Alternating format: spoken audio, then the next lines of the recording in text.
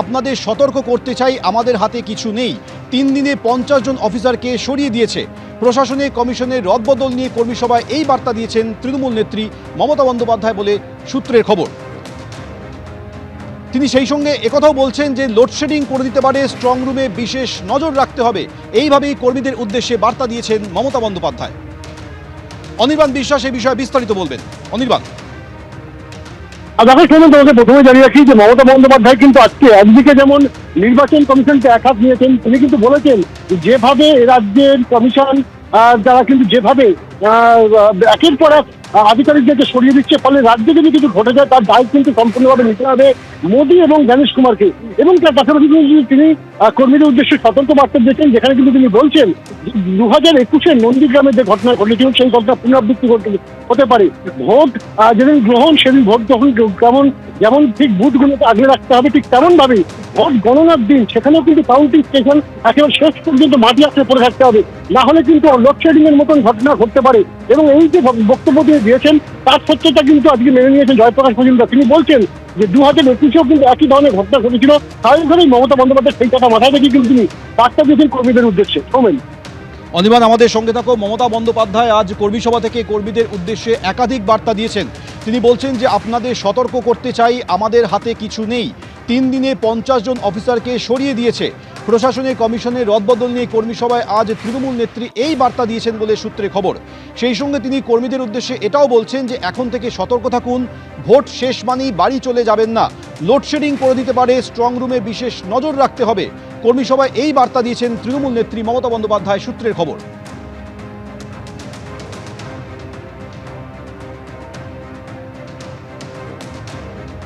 এই মুহূর্তে আমাদের সঙ্গে রয়েছেন শ্রমিক ভট্টাচার্য। শ্রমিকবাবু, মমতা বন্দ্যোপাধ্যায় আজ কর্মীদের উদ্দেশ্যে বার্তা দিয়ে বলছেন যে আপনাদের সতর্কতা করে দিতে চাইছি, কারণ আমাদের হাতে কিছু নেই, ওরা লোডশেডিং করে দিতে পারে, ভোট শেষ হয়ে গেলে বাড়িতে চলে যাবেন না, স্ট্রং রুমে বিশেষভাবে নজর রাখতে হবে। পরাজিতের আর্তনাদ, যে কাজ তৃণমূল কংগ্রেস করে অভ্যস্ত, রাজ্য নির্বাচন কমিশনের নিয়ন্ত্রণাধীন যে নির্বাচনগুলো হয় সেখানে তারা যে কাজ করে থাকেন সেই কাজটা এবারে করতে পারবেন না।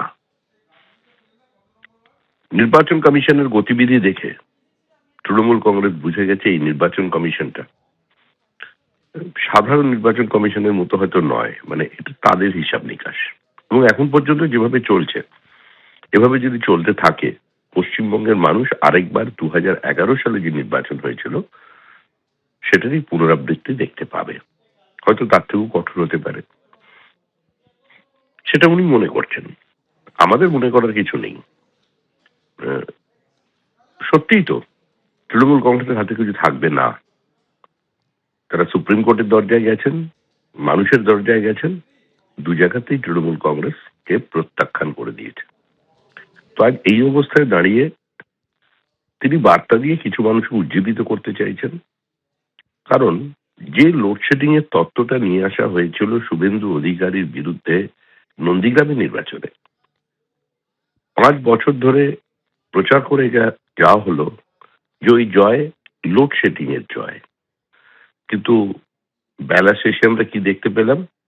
ময়দান ছেড়ে দিলেন নেত্রী, ময়দান ছেড়ে দিলেন তৃণমূল কংগ্রেসের সর্বোচ্চ নেতৃবৃন্দ। কার্যত হাত তুলে দিল তৃণমূল কংগ্রেস নন্দীগ্রাম কেন্দ্র থেকে। আমরা বলেছিলাম হ্যাঁ, যদি লোডশেডিং এর জয় হয়ে থাকে তাহলে তমলুক লোকসভা কেন্দ্রের ফলাফল যাই হোক না কেন, অন্তত নন্দীগ্রামে তৃণমূল কংগ্রেস লিড নিয়ে দেখা। কিন্তু যে ব্যবধানে শুভেন্দু অধিকারী জয়ী হয়েছিলেন তার থেকে অনেক বেশি ব্যবধান বাড়িয়ে নিয়েছিলেন আমাদের ওখানকার যিনি প্রার্থী সেই অভিজিৎ গঙ্গোপাধ্যায়। অর্থাৎ লোডশেডিংটাও তাদের, আর লোডশেডিং থেকে আবার ফিরে আসাটাও তাদের, সূর্যটাও তাদের, চন্দ্রটাও তাদের, অমাবস্যাটাও তাদের। ঘোর অমাবস্যা নেমে আসছে তৃণমূল কংগ্রেসের ওপরে। অনেক ধন্যবাদ আমাদের সঙ্গে কথা বলার জন্য। এবিপি আনন্দ, এগিয়ে থাকে, এগিয়ে রাখে।